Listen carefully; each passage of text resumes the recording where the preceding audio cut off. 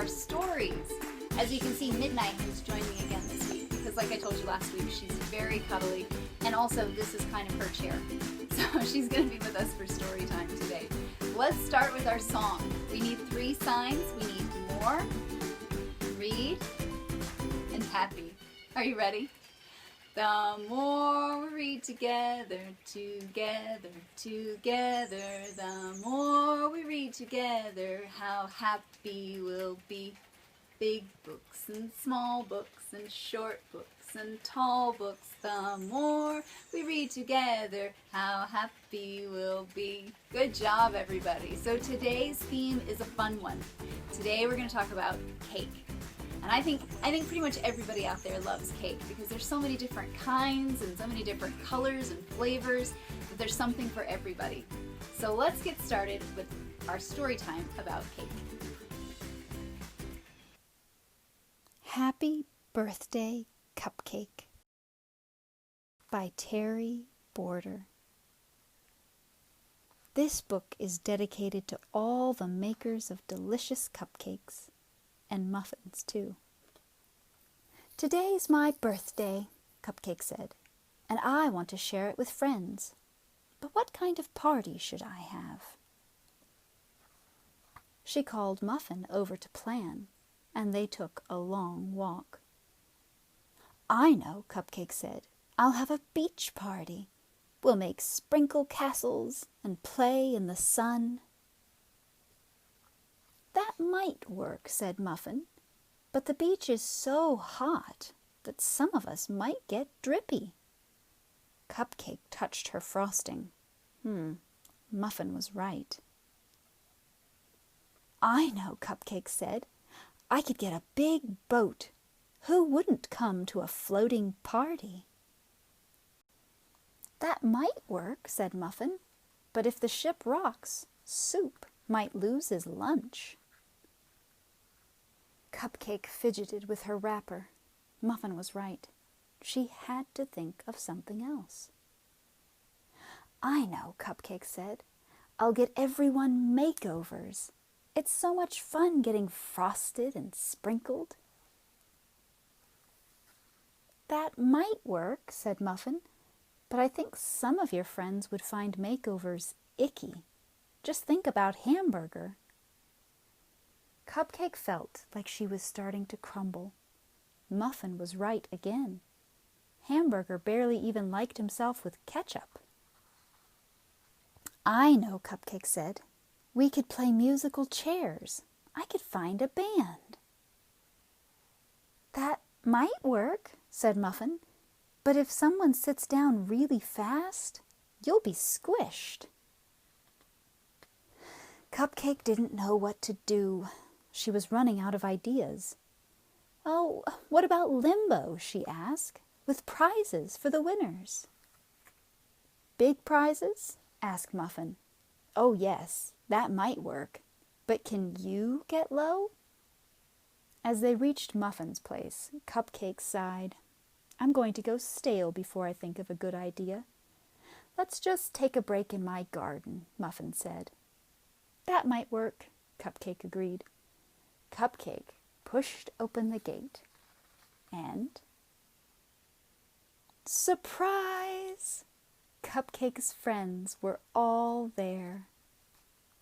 And while they were dancing, a few friends did get a little drippy. Cupcake didn't limbo too well, and did get a little bit squished. But it was still the best birthday party that anyone could remember. The end.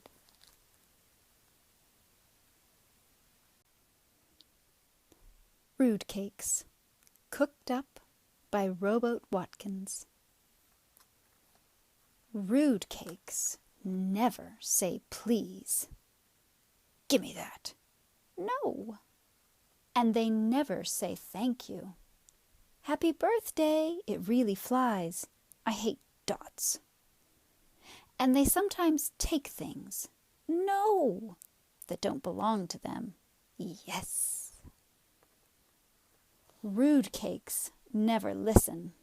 It's time to go. La la la la la la la. especially when their parents sound boring. "That means now, mister." And they never wait their turn in line.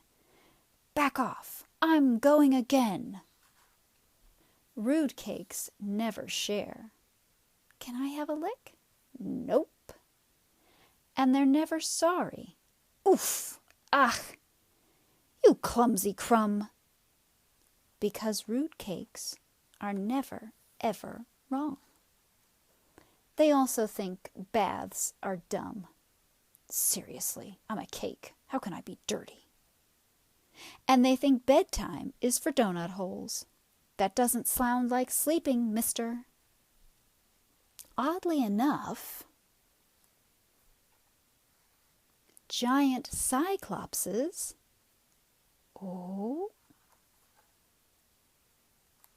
love, no, to wear jaunty little hats. What? "Wow, great hat." Giant cyclopses always say thank you. "Thanks." A hat? And they always say please. "Can I please borrow your hat sometimes?" "Hey, I'm not a hat." And they love to share. "Yes, yay! I'm not a hat." Giant cyclopses also love to wait their turn in line. "It's the cutest hat ever. Oh my gosh. I've heard it dances. It does. I love your dancing hat. Thanks. I'm not a hat. Please." Giant cyclopses always listen when their hats say please nicely. Please. Even if what they hear sounds boring. "I'm not a hat. I'm a tired cake, and I would like to go to bed now." And they always apologize when they're wrong. "Sorry." Of course, no rude cake is ever too rude to change. The end.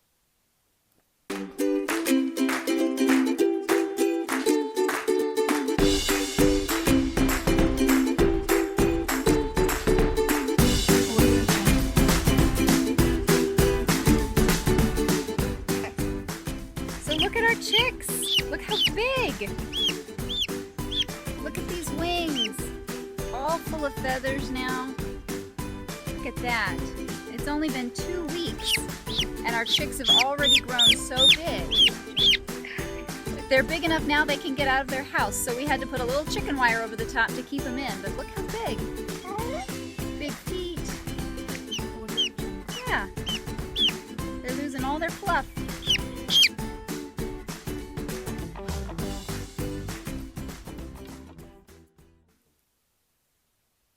Little Pea by Amy Krause Rosenthal. Illustrated by Jen Chorus. This is the story of Little Pea, Mama Pea, and Papa Pea. Little Pea was a happy little guy. He liked to do a lot of things.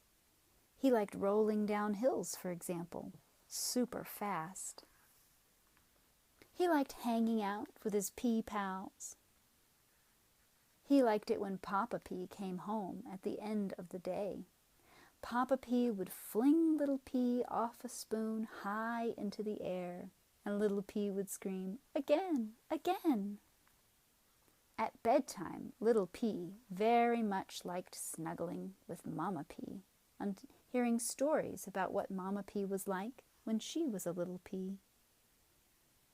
But there was one thing that Little Pea did not like: candy. That's what you have to eat for dinner every night when you're a pea. Candy, candy, candy. Monday, red candy. Tuesday, orange candy. Wednesday, yellow candy. Thursday, purple and pink polka-dotted candy. Friday, striped candy. Saturday, swirly candy. Sunday, rainbow candy. Little P hated all of it. If you want to grow up to be a big, strong pea, you have to eat your candy, Papa P would say. If you don't finish your candy, then you can't have dessert, Mama P would say. How many pieces do I have to eat? Eat 5 pieces and you can have dessert. 5 pieces, he whined. 5 pieces, they chimed. 1, yuck. 2, blech. 3, blech. 4, pleh. 5 pieces of candy. Now can I have dessert? Yes, now you can have dessert, said Mama and Papa P. Little P couldn't wait to see what it was. Spinach, squealed Little P, my favorite. Little P licked his dessert plate clean. Yum, yum, extra yum. And they lived happily after. The end. Cupcake. Adapted from the story by Charisse Miracle Harper. One day, in a big bowl, flour, sugar, eggs, milk, and baking powder were all mixed together. And then, with just the right amount of baking in a toasty oven, cupcake was born. After a special coat of icing, vanilla cupcake was creamy white, perfectly plain, and most certainly delicious. Being a friendly sort of cupcake, he quickly introduced himself to his brothers and sisters. There was Happy Face Cupcake, and Chocolatey Cupcake, and Pink Princess Cupcake. There was Fancy Flower Cupcake, and Polka Dot Cupcake, and Rainbow Sprinkle Cupcake. This is the best day ever, he thought. But one by one, the other cupcakes were taken home. And by the end of the day, Cupcake wasn't feeling so special anymore. Nobody picked me, he thought. I'm too creamy white and plain. A candle that was close by heard Cupcake crying and came over to see what was the matter. What's wrong? Asked Candle. I'm just vanilla. I'm not fancy. I'm just plain and white and ordinary. I know how you feel, said Candle. And then he told Cupcake all about his fancy brothers and sisters. There's Number Candle. There's Balloon Candle. There's Glitter Candle. And there's Extra Tall Candle. Now both Cupcake and Candle were feeling sad, until Candle had an idea. You just need a special topping, he said. You're right, said Cupcake, and Candle hopped off to find something. Wow, he's so bright, thought Cupcake. This is going to be great. Candle had all sorts of suggestions. Pickles? No, too salty.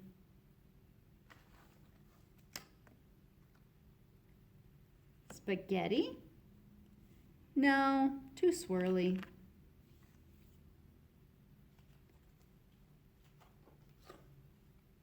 Pancakes? Peas?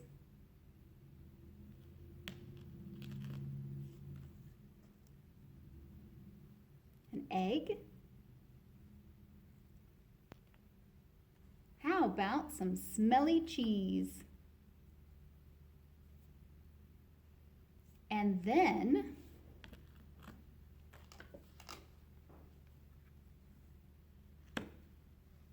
a squirrel? Oh no, too furry. Go away, squirrel. I'm sorry, said Candle. I really thought we'd find something. Is the squirrel gone? Asked Cupcake. Yes, he's gone, said Candle. There's something in here. Get it out, get it out. Wait a minute, said Candle. I have an idea. Let's try a potato tomorrow. The end. The Cake That Mac Ate by Rose Robert. Illustrated by Marianne Kowalski. This is the cake that Mac ate.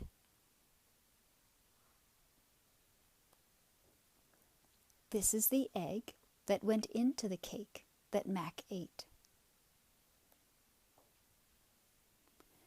This is the hen that laid the egg that went into the cake that Mac ate.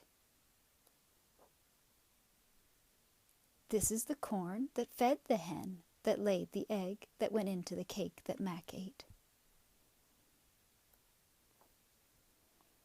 This is the seed that grew into corn that fed the hen that laid the egg that went into the cake that Mac ate. This is the farmer who planted the seed that grew into corn that fed the hen that laid the egg that went into the cake that Mac ate.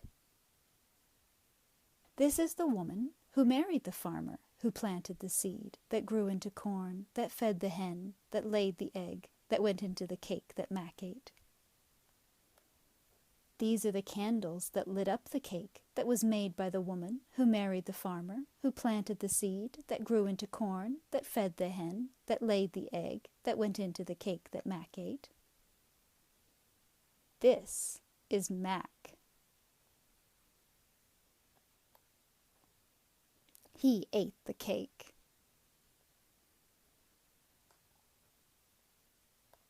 The end. The Hungry Giant's Birthday Cake. Story by Joy Cowley. Illustrations by Mary Bousman. Recipe for giant cherry cake: 1 mountain of flour, 1 hill of sugar, 1 pound of butter, 1,000 eggs, 10,000 cherries. Mix and bake. Mrs. Giant asked, "Hungry, my dear, what would you like for your birthday?" "A cherry cake," cried the Hungry Giant. "A giant cherry cake, all for me." "No sooner said than done," Mrs. Giant replied. Mrs. Giant got a mountain of flour, a hill of sugar, and a pond full of butter as golden as the sun. 1,000 hens gave her 1,000 eggs. 100 cherry trees gave her all their cherries. Big mixing trucks mixed the cherry cake, and bakers baked it in a big furnace. Then they wrote on top, "Happy Birthday, Hungry Giant." Now the cake was ready to eat. "Hungry, my dear," said Mrs. Giant, "you must share your cherry cake with all the people in the town." "Share my cherry cake?" he cried. "No, no, no! I'm going to eat it all myself, every single crumb." "But Hungry, my dear," said Mrs. Giant, "birthday cakes are always shared. That's how you have a birthday party." The Hungry Giant rumbled and mumbled. He roared and grumbled. Finally he said, "Oh, all right, but I hope there's enough for me." That afternoon, all the people in the town came to share the Hungry Giant's giant cherry cake. The people gave him hugs. They gave him birthday presents. They said, "Happy birthday," and there was enough cake for everyone. The Hungry Giant smiled a big smile and said, "I think I'll have another birthday tomorrow." I don't know about you guys, but those stories kind of made me hungry. And normally we would have probably some cake to go along with this story time, but since everybody's in their homes, here's what I'm going to do. I am going to post some fun cake recipes down below, and you can print them out and you and your parents can make cake together. So right now we're going to sing our goodbye song, and we need 3 signs. We need time, bye, and friends. Are you ready? It is time to say goodbye to all our friends. It is time to say goodbye to all our friends. It is time to say goodbye. Clap your hands, wink your eyes. It's time to say goodbye to all our friends. Bye everybody. See you next week.